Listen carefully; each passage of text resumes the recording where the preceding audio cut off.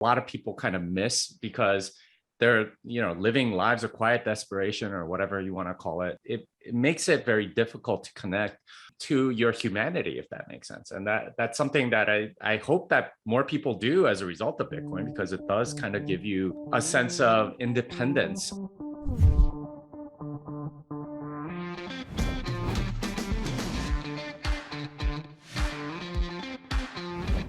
All right, everybody. Thank you for joining us on another episode of the Bitcoin Bottom Line. This is C.J. Wilson, and also hosting is Steven McClurg. We are here today with an esteemed guest, author, Bitcoin luminary, Jimmy Song. Well, I didn't know I was a luminary, but thanks. I like luminary better than thought leader, right? Well, either one, I'm very much complimented by that introduction. Thank you. Well, and with the Bitcoin behind you, it does look like a halo. So, yeah, I guess it does a little bit. Yeah. That's what we need. I will wear a cowboy hat when I go to Texas, if I can get it from like a top down, like a Bitcoin print on top of the cowboy hat. I think then that would bring me into the fold of the cowboy hat game. Okay, challenge accepted. I think we're gonna have to go try to figure one of those out. Yeah. Okay. One of the things that is unique for you is that you're sort of on various platforms and you're accessible as a Bitcoin, like I said earlier, a luminary, which to me is a better term than a thought leader. You're an author, you're a Clubhouse host, you're a Twitter Spaces legend. Your tweets are great. I even get your stuff on LinkedIn, right? And you're sort of all over the place. So what has allowed you to clarify your position on this? Because I know you've been in Bitcoin a long time, but what gives you this sort of impetus to keep on going and keep producing content for all of us plebs out there? Well, I mean, I feel like I owe Bitcoin something because Bitcoin has been really good to me. And, I've been in this space a long time, like 10 years now. And, I remember back in the day when, like seeing like a news article on Bitcoin, on anything Bitcoin related was a big deal because like just nobody talked about it at all. So for me, like producing the content is a way to help others on their journey. Because I remember when I started, like, I just couldn't find a lot of good content, and like the way it is now, there's a lot of conflicting voices, a lot of noise, and it's hard to sort of cut through that and sort of understand what's going on. So I try to simplify things and help people out and help other people hopefully come towards the place that I'm at. And it's taken me years to get there, so I get it. It's not easy to understand what Bitcoin is and its value proposition. It's very easy to see it as some speculative frenzy or a lottery ticket or something to that effect. And I'm just trying to help others because Bitcoin has helped me in many ways, especially financial. Yeah, well, I have to tip my hat to you because my wife, I try to explain Bitcoin to her for about 6 years now. And I'm a finance bro. I came from Wall Street, and I think I was probably speaking to her from a Wall Street perspective, and she never really understood it. And then this summer she actually read your book, Thank God for Bitcoin, and then also listened to the audio version. And she came back. She goes, "Oh, I totally get this." And she's been sending it out to all of her friends, all of her mom groups. They're like, "Oh, you got to listen to this. This is amazing," and they're all listening to it as well, and they know more about Bitcoin than any of us. So it's fantastic. Well, that's great, and we did try to come up with a very different argument in that book because we've seen a lot of things out there, and you can make the investment case fairly easily. I think 150 to 200% per year is pretty good if you're in the investment world, but for most people, that's not enough to sort of like get them into it. They need to see sort of the higher level view, a level above sort of like near, monetary gain. Although that's a good thing too. But there's something more to it that I think we were trying to capture that I think we did a decent job of with the book. I really have to thank my co-authors who really helped bring this about and make it what it is. But yeah, I'm so glad that's happening, and thanks for your wife recommending the book to all her friends. Yeah. Yeah. I think like one of the things that I really like so much, Jimmy, about your writing is that I think a lot of people, when they're first getting into a subject, right, they overcomplicate things. They allow all these different externalities to sort of filter in, and it becomes word salad.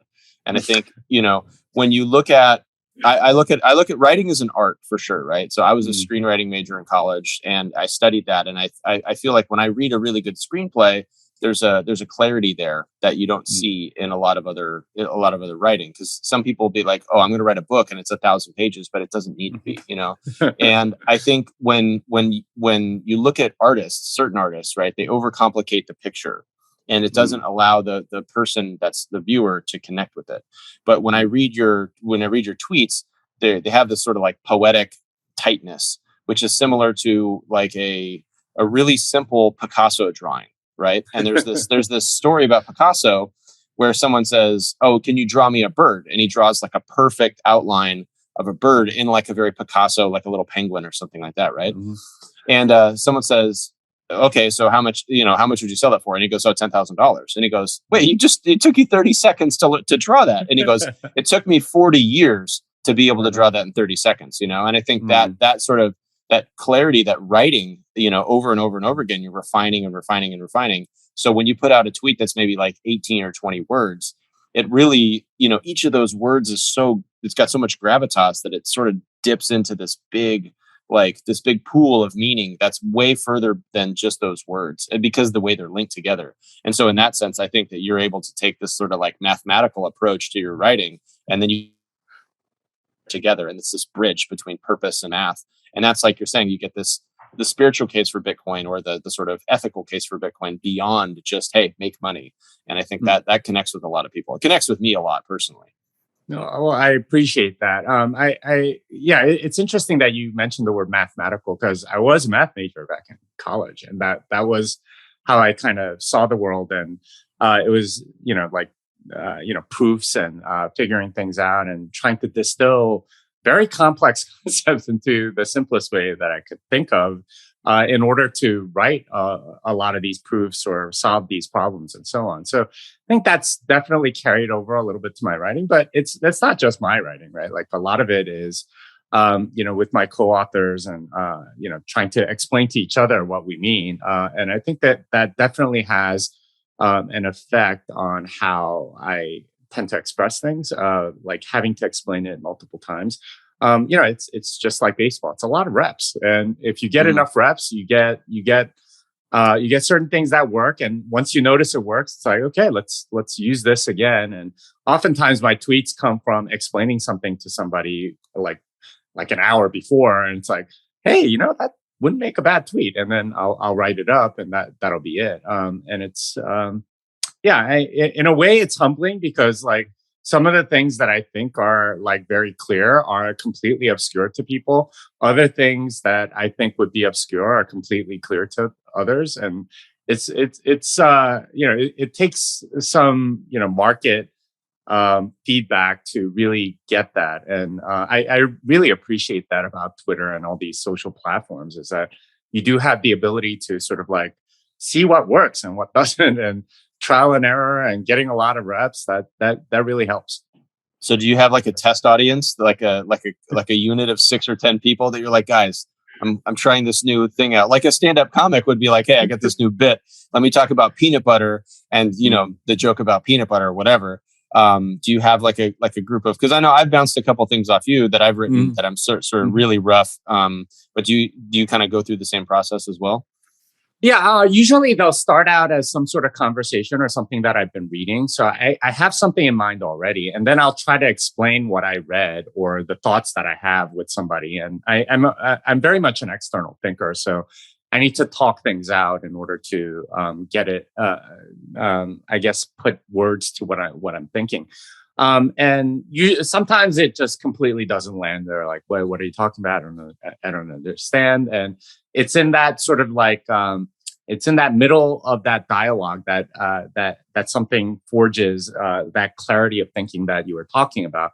And I'll try to put that down on paper and sometimes it doesn't work. I've and I do have some people that I'll just ask to read my stuff and see if they understand it, or if something's not clear, they'll let me know. And that's usually the best feedback is, hey, I don't understand what you're saying right here. That to me is like a huge indicator. Okay, I need to go in there and really dig in and try to slow that part of the writing down or something like that, and explaining it in more sentences and so on. But yeah, that's usually the process. And I do have a lot of people that I'm thankful to be able to talk to, including you, CJ. Like sometimes, I'll be talking to you about something, and it's like, okay, well, that's a really interesting thought. That can be something that I can put on Twitter or something else, or even in my newsletters or something like that. I'll just, okay, that in itself is something that I can get out, and that's the whole process of writing, right? It's sort of like externalized thinking, and oftentimes I don't know what I'll write about, and I'll have a germ of an idea, and then I'll just keep writing to clarify what it is that I'm thinking.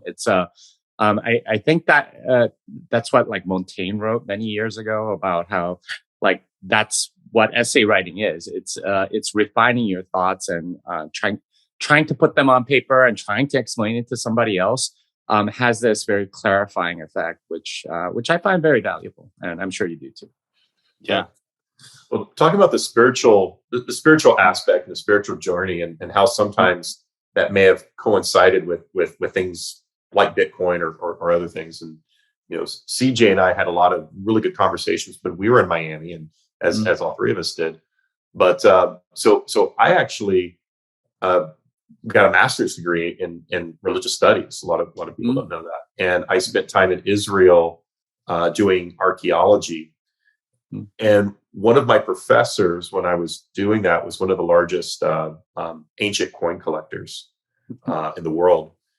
So not only did I get to experience, the Holy Land, I got to experience a lot of different religious customs all in one place, but also got to see the history of a lot of those movements, and really start to understand, well, in some aspects, the rarity of certain coins, right? That they're just not making more ancient Roman coins from 2,000 years ago, right? So numismatics was really something that I got into. This was about 20 years ago, and when the concept of Bitcoin came out, it kind of made sense to me. It's like, oh, there's only 21 million of these things, right? Just like the coins from ancient Rome and ancient Greece.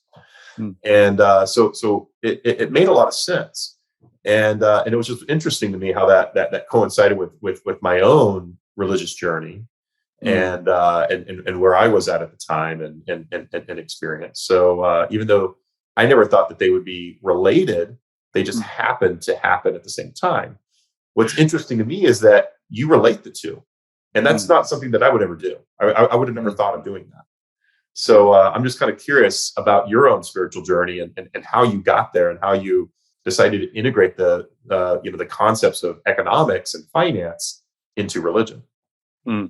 Yeah, great question. I grew up Christian, more or less, since I immigrated to America as an 8-year-old. So I was born in Korea, and my parents weren't Christian at the time. But once we immigrated to the U.S., they didn't speak English very well. So they wanted some, Korean friends. So, one of the things that they did was go to a Korean church. And about a month after we arrived, this was 1985, we were attending church every single week. And I knew something was up when my dad stopped smoking. And if you have to understand, my dad at the time was a 5-pack a day smoker, like literal chain smoker. Just, wow.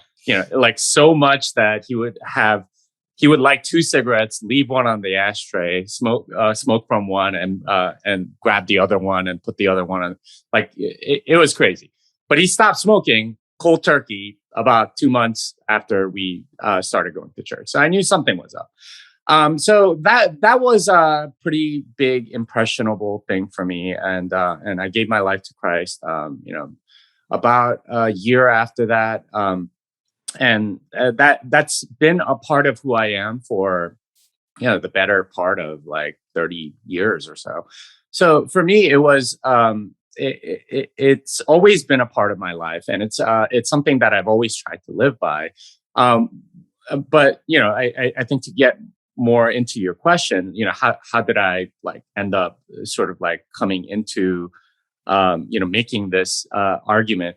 Well, I started becoming much more public with my Bitcoin stuff back in 2017, and this was like the era of the SegWit wars and the block size wars and things like that.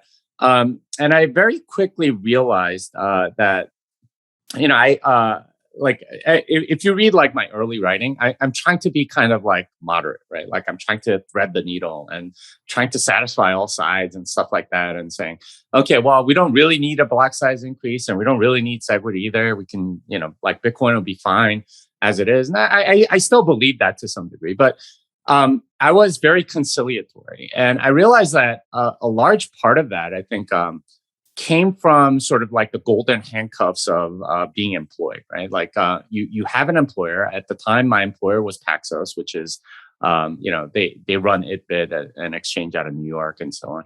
And I had developed this mentality, I think, from being in sort of like corporate America, even though I was mostly a startup guy, like just having my opinions largely beholden to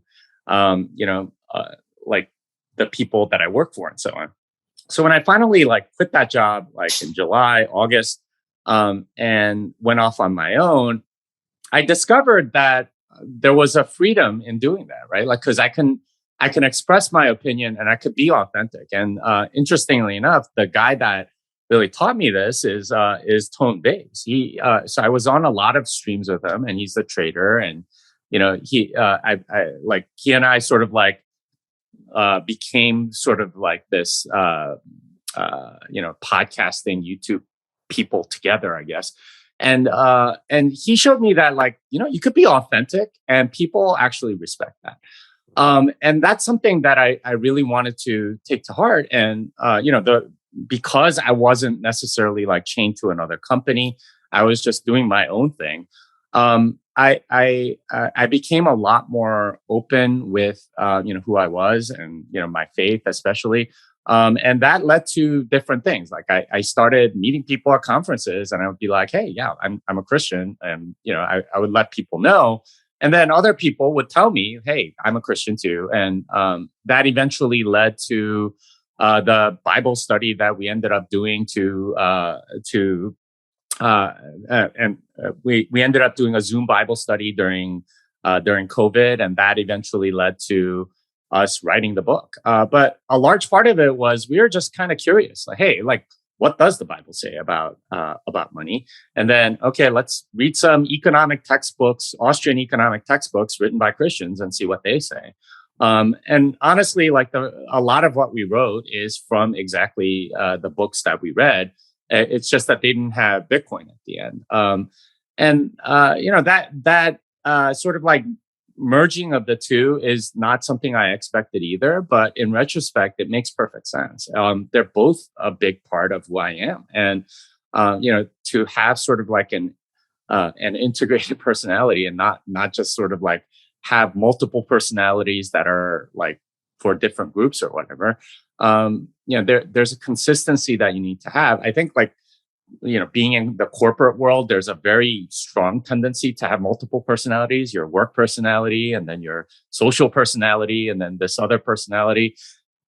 Like when you are sort of like your own boss and you do things for yourself, you can be kind of like one personality in all places. And I think that's something that I didn't realize until I came out of the corporate world and started working for myself. So I would say that was the biggest influence, and that's ultimately what led to writing that book with 7 other people.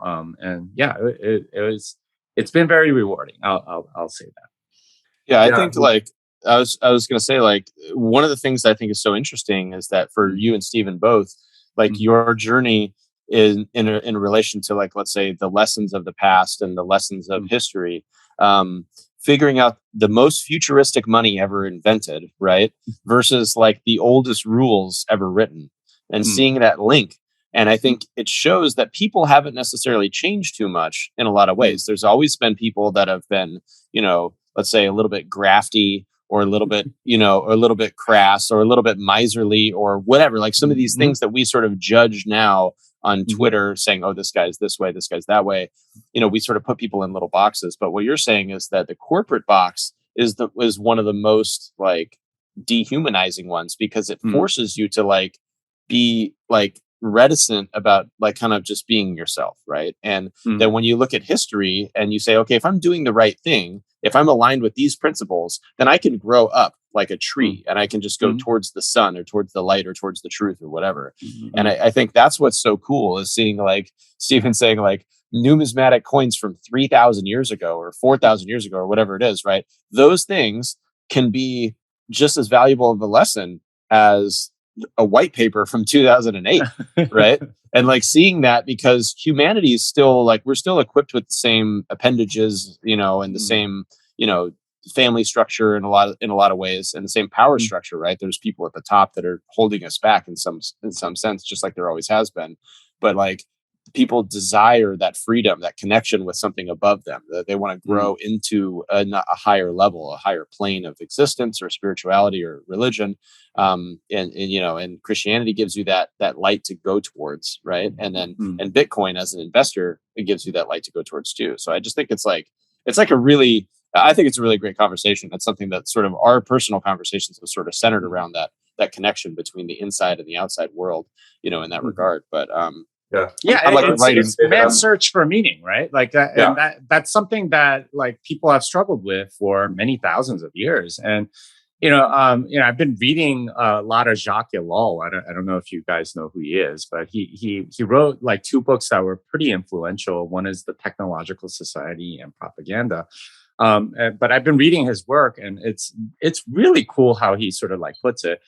A lot of sort of the systems that we have right now tend to be very alienating to the human soul, right? Like, and I think corporations are definitely one of those things that like really causes an alienation from like who you are as a human being, because it's a completely artificial environment.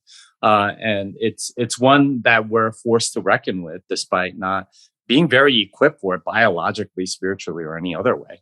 And in a sense, I think like coming out of that sort of like helped me heal in many ways, because there are a lot of scars from, being in an artificial environment that I'm not necessarily equipped to deal with.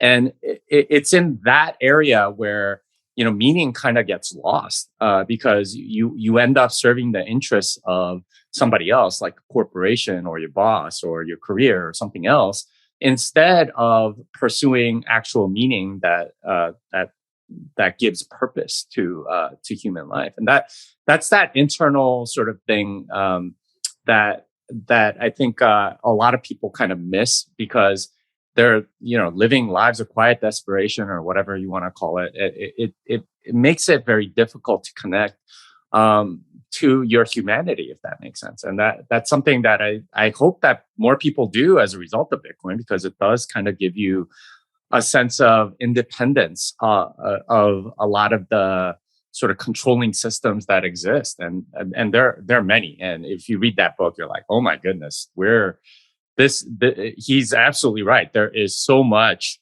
that end up controlling us that we think are beneficial to humanity, but actually they're playing us, right? And I wrote in my newsletter yesterday about how dating apps are a very good example. Now, I have no experience with that, but apparently it causes a certain type of behavior from people that's completely antithetical to what they actually want. But it nonetheless sort of like they end up conforming to its desires, rather than having their own desires fulfilled. Well, I definitely empathize with you on the corporate side, because I spent most of my career in not only in finance, but working for other people, working for corporations, and you do have to very much bury your religious beliefs, your political beliefs. It really hasn't been until recently that things have shifted a little bit, but you just have to bury those things and you have to keep them aside, and that's what you do on your time on the weekends. And like you, I'm also a Christian, but it's not something you talk about in the workplace, first of all. And then even in politics, right? Politics has always been a taboo subject. And it really hasn't been until my involvement in Bitcoin that I've actually come out as a libertarian, and which everybody thinks is crazy because they'll never win an election. But I'm not part of the Libertarian Party. I'm just a libertarian, right? So and by the way, when Leah Wald and I started Valkyrie, we decided that our values are going to be instilled in the company and that people would be able to express them. And our values, by the way, aren't the same, and some of the things that we don't agree on a lot of those types of subjects, whether it's politics or religion, but there's some values that inherently have meaning to us, and we make sure that people get to express that.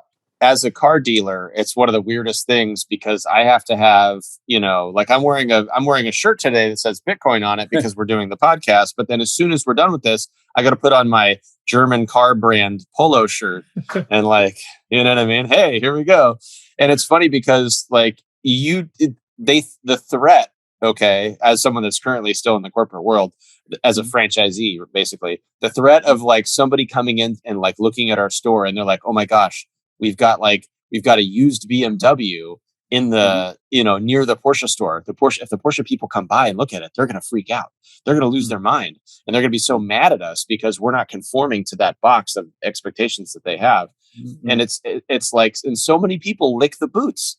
So many people lick the boots of the overlords, and we're seeing that rebellion now in a lot of ways because people are like, wait a second, I don't have to lick the boots. I have a financial choice. I have an opt out. I have a chance to opt out. And oh my gosh, there's these other people, and they're like me, and they feel like they've been held back by their choices and their safety. And it's this classic, the Benjamin Franklin quote, right? Like if someone's willing to trade a little bit of safety for a lot of liberty, they don't deserve liberty or safety or whatever it is. So that thing, sticks with me a lot. And it makes me think that you know what, for thousands of years, we've had to defend ourselves. We have to defend our positions, right? We have to defend our families. We have to defend our personal property, our private property. And now we have a tool where we can obscure how much our net worth is through Bitcoin because you don't have to have it in a bank. You can know how much you have and no one else has to know. And that's kind of cool. Right. And I think that element of freedom means that you can be a lot more of yourself. And I think the world will be a better place with more people that feel that, because then, not saying we're going to centralize and say, oh, all these Bitcoiners are going to have a citadel and all the Christians are going to be over here and all the Jewish people are going to be over here and all the Muslims are going to be over here. Because that's not really the idea. The idea is, hey, listen, let's all respectfully practice our own thing. Right. And as long as we have the same money, then we're not going to be committing crimes against each other because our money sort of prevents so much of that. And I think that's where we have that parallel. But I think of the hodl, there's this meme where it's like what people think hodling looks like, and it's like a straight line and a guy on a bicycle. And then it's but what hodling really is, and it's like an alligator in a pit and like rocky hills and stuff. And I think on a personal journey, we all go through these really difficult choices. And the only thing that gets you through it is seeing really far ahead. Because you're faced with this very steep rock face and you're like, oh, I got to climb up this thing. And that seems daunting at the time. But then you look back on it later and you're like, oh, that wasn't a big deal because my destination was always worth it, And I think that's what Bitcoin does for me, is it really is a light or a star, like a guiding North Star way far out there as I'm sailing across the ocean. I know I'm going to encounter waves and sharks and potentially scurvy along the way. And all these other things I'm sailing across on this great journey, but Bitcoin's my light, and that helps me a lot in a career sense now. I think it drives my vision. Not as heavily as maybe Michael Saylor, where it's like, if we make $1 at the store, I'm like, hey, I got to buy $2 worth of Bitcoin because we made $1 today. Maybe not that extreme, but it is definitely becoming a bigger part of of our business, our treasury, my family understanding it. I'm playing Batopoly with my 5-year-old and my 3-year-old.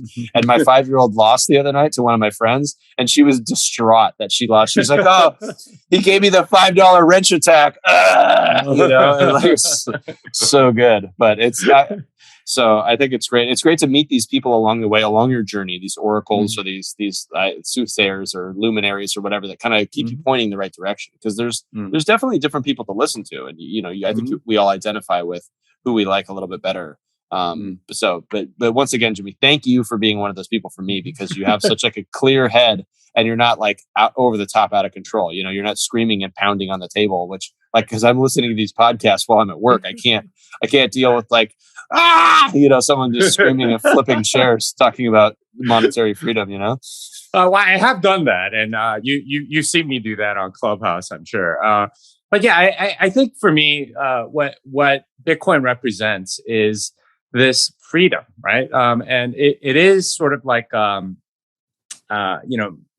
very liberating to have this thing where you're not essentially slave to a corporation or something like that. And that's something that I think a lot of people kind of lose in the day to day, because they are sort of like beholden to a corporation. They work for somebody, and they're always used to sort of like working with for people that they've almost lost a sense of who they are, right? Like they don't know what they want. And it's and I read this about like post-slavery like South in the US, where there were people that were like, okay, well, now I'm free. What do I do? And they couldn't, and they ended up like going back to work for white people again. Like they didn't really have a good sense of who they were, because they had been sort of entrapped all their life. And I think we have to have a lot of compassion for those people, because there are a lot of them that are still sort of like plugged into the matrix, and they wouldn't know what to do if they were freed from it, and so on. So yeah, it's I really do feel like Neo in many ways, or Morpheus, I guess, like just trying to convince people, hey, like, there's a better world out there, and you can get to it if only you sort of learn about these things and sort of self-reflect and understand what's actually going on. Yeah, that's interesting, because I think like if you have 24 hours in the day, how many hours do you spend freeing people from the matrix versus fighting at the sharp end of the battle, right? Because I think all three of us are sort of like, we understand that there's a lot to be done, in order to advance the Bitcoin agenda, to protect Bitcoiners, and not so much Bitcoin itself, because Bitcoin's going to be fine, like we say, right? But the Bitcoiners, as we're trying to make America a better place to be a Bitcoiner and things like that, we're putting these efforts out there. And then while you're doing that, right, and we're like focusing on this, then we're not doing something over here. So I think there's this, as you sort of, at least for me, as I've sort of grown forward and said, okay, I think my personal thing is I'm better at fighting the fight than I'm at, pulling people out of the matrix. It just, I think the way that my mind works, it's able to sort of like unify with the warrior spirit somehow and say, okay, let's go fight this thing, but let's be strategic, and let's not just like, scream and yell and like make clappy hands with our thumbs. We have to have a really focused and futuristic outlook. And then maybe if we stretch that playing field far enough, then there'll be so much room for all these other people that they might awaken themselves a little bit, or enough people have sort of like sounded the alarm, and they've, exited the matrix at that point. Yeah, exactly. And I would love to see more of that. And each of us has different talents, and this is what's kind of cool about it, is that there is a place for a lot of different people in Bitcoin. And you're finding your spot, CJ, obviously, and Steve, you two are finding a spot, and we all have a role to play, and it's kind of self-organizing, which in itself is very an interesting phenomenon, and we can talk about like how people self-organize a little bit differently than you might think, but yeah, there's a lot of different things that need to be done in order to get towards the future that I think we all sort of envision. family moved from LA to Nashville, right? And speaking of self-organizing, the communities in all these different places are very different, right? So the LA community had its own personality and flavor, and I often went back and forth between LA and New York, for most of my career. So New York has its own flavor, and then but Nashville has even a different one. It's probably a little bit more like Austin. And there's a big community here, and it's a lot more about freedom and monetary freedom, and it's a really tight knit community, and people are very open and kind and generous. So yeah, it's great. It's great being out here and experiencing something even entirely different, and how all these communities are organizing around different ideals. But all come back to sound money and being responsible. So I just want to ask one last question. I think my allotment for questions is done at this point. But how do you manage a process of writing with a team of writers? Having done that now, I think there's a lot of, like, let's say a TV comedy show for an ensemble cast, they do that. But when you're writing something serious, you want to put something out there. Yeah. Well, the way we did it is, I used the processes that I knew, which were, code sprinting and product sprinting. And this is from like the startup world, where you have to put something out in like a week or two and test it and see what works. So the way those generally work is you do the absolute minimum necessary, but first you plan, right? Like you go, okay, what's this thing going to look like? So say you're doing a product sprint for an app or something. You go, okay, all right, what's the user able to do? What are all the things that the users need to be able to do? And, write them all out. And then have each person sort of like, describe it in full. And then you have designers working on what the screens actually look like. The coders actually working on the back end and making all that work, and so on. And you work together. And usually within a few days, you actually have something. And I've done hackathons where we use this exact process and so on. With a book, it's very much like that, in the sense that at least the way I run it, I want to know exactly who my audience is. Who am I speaking to? What kind of person am I trying to write this book for? Who's actually going to read it? And we try to define that very, very specifically, like down to what shows they watch on TV, to, like what podcasts they listen to and things like that. And once you've identified the audience really, really well, then I have everybody write sort of the Amazon review that these people would write after reading the book. So that gives us sort of like a very clear target on what the book needs to do. Here's the beginning. Here's where they're going to begin. Here's the person that we've described. And here's what review they're going to leave. What content needs to go into this book in order to get them from point A to point B? And then I have everybody write down absolutely everything that they can think of to get people from point A to point B, and put it on Post-it notes, and we stick them all on the wall. And then at that point, we like organize them, and okay, some of them are duplicates, so you can just sort of like rip them out. Others have like clear themes that are like related, so we group them all, and then we label each group, and those become chapter titles. And then we think about like a good way to have a narrative arc to the whole thing. Like, all right, how are you going to present this so that they end up? We know where they start, we know where they end. How are we going to present this so that they end and land exactly where we want them to?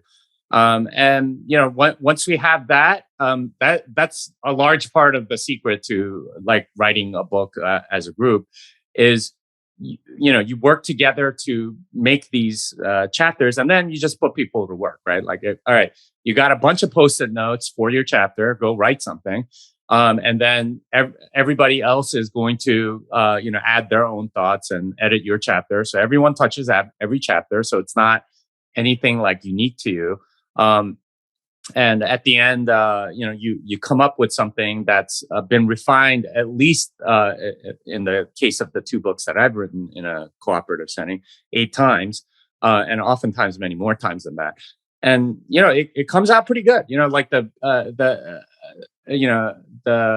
brilliance of writing does not come out like at first. Oftentimes it's in the rewriting and like sort of like ideas somebody has that gets clarified one way and then clarified another way, and then it comes out. It's not any of your thoughts, any one person's thought. It's like three people's thought that have sort of like melded and merged into something beautiful. And sometimes that doesn't work. Sometimes it comes out a complete mess, in which case you have to like strike it and try again or something like that. But that has worked pretty well. And at least for us, it was a satisfying experience. I tell people like, tell all my co-authors for both books, hey, we're always going to have this book. It's kind of like winning a championship or something, right? Like you're like, whatever happens, we'll always have that book. And that's not something that they can ever take away. That's great. Well, my last question is, and this will have to be our last one, because I've hit my allotment too, is what do you see happening in the Bitcoin world as far as adoption goes in the next year? I mean, we just had El Salvador adopt it for the country. What do you see happening over the next year? Yeah, I think the world will be watching El Salvador pretty closely. The macroeconomic environment is very difficult to predict. It's possible something like Evergrande ends up like absolutely blowing up and crushing a lot of production from China or something like that. And it has contagion all over the world, or causes real estate markets everywhere to go haywire or something. We really have no idea. And this is why the future is very hard to predict, because there's always sort of like uncertainty around it. But regardless, I think Bitcoin adoption definitely increases. And I think people definitely see it as a store of value already. And a lot more people will see that going forward. So I expect in the next 12 months for, significantly more adoption, especially by institutions and so on, which you're well positioned to take advantage of, Steve. And that'll help with people sort of understanding what it is, or at least get them started on the journey to understand what it is. Now, whether or not I don't think in the next year people are suddenly going to understand, the purpose of Bitcoin and what it really solves, and all of the deep thinking that comes after a while of having this. But I think they'll be on their way, and I think that's important. And I think ultimately that will help us get towards that future that I think we're all hoping for and working towards. Yeah, I think along those lines, a lot more people need Bitcoin than they realize need it, right? I think, and it's kind of like food. When you're hungry, a bite of almost anything is good. And I think a lot of people get into Bitcoin a little bit desperate to flee a regime or stay away from like a high pressure situation or escape a high pressure situation. And so at that point, it's water in the desert. It's a bite of bread in your prison cell. It's anything is fine, right? But then when people get 2, 3, 4 purchases or months or years or whatever into it, suddenly they're like, wow, there's an actual artistry to how this is constructed. And it's like they see that protection layer growing around them, whereas sometimes they think that little morsel is just to get them through a difficult spot. And I think Bitcoin, like, as we're seeing so much like friction or schisms or whatever happening around the world, I think Bitcoin really ties a lot more people together than they realize, because it is really a worldwide network, right? And that element of like, you go from nourishment to appreciation or like desperation to nourishment to appreciation to like respect or something like that. There's this arc in that sense that I think I can personally relate to, and I think a lot of people can, especially new people, can see that. And I don't know, I just want to say thank you for being one of the clear, concise, always good volume, good projecting of the voice, voices in the space, Jimmy. No, thank you so much. And you guys are too kind. Hopefully, I can live up to the words that you guys are saying about me. Oh, let's just write a book together. I'm in, Jimmy. I'm in for the next book. Hey, I already have other people besides you and some. Well, we'll talk about it. But yeah, there's definitely a book that we need to write, and fairly quickly too, because it really needs to be there in DC. And then really quick, so you're always busy doing, coding academies and stuff like that. What's your next? What's next for you in terms of the appearance tours and the everything like that? What do you have going on for our audience? So the next conference I'm going to be at is the Oslo Freedom Forum, which is not taking place in Oslo this year. It's in Miami. That's October 4th, 5th, I believe. And I'll be there talking about Bitcoin. I think I'm on a fireside chat with Stefan Livera. October 8th, I'm going to be at the Texas Blockchain Summit. And that one's going to be interesting because I'm going to be the one interviewing Ted Cruz on stage. November 4th and 5th, I'm going to be at TabConf in Atlanta. And I will be running my course there. And I don't have plans after that, but I would really like to go to El Salvador at some point and check out everything. Unfortunately, I just submitted my passport to be renewed, so and they're backed up. So I need that to come back first before I can even contemplate doing that. Well, hey, thanks for joining us on the Bitcoin Bottom Line again. We're blessed to have the Illuminary Jimmy Song. Thanks, guys. The opinions presented herein are solely of the individual and are not necessarily representative of Valkyrie Investments Inc. and their affiliates. There is no guarantee that any specific outcome will be achieved. Investments may be speculative, illiquid, and there is a risk of total loss of your investment. Past performance is not indicative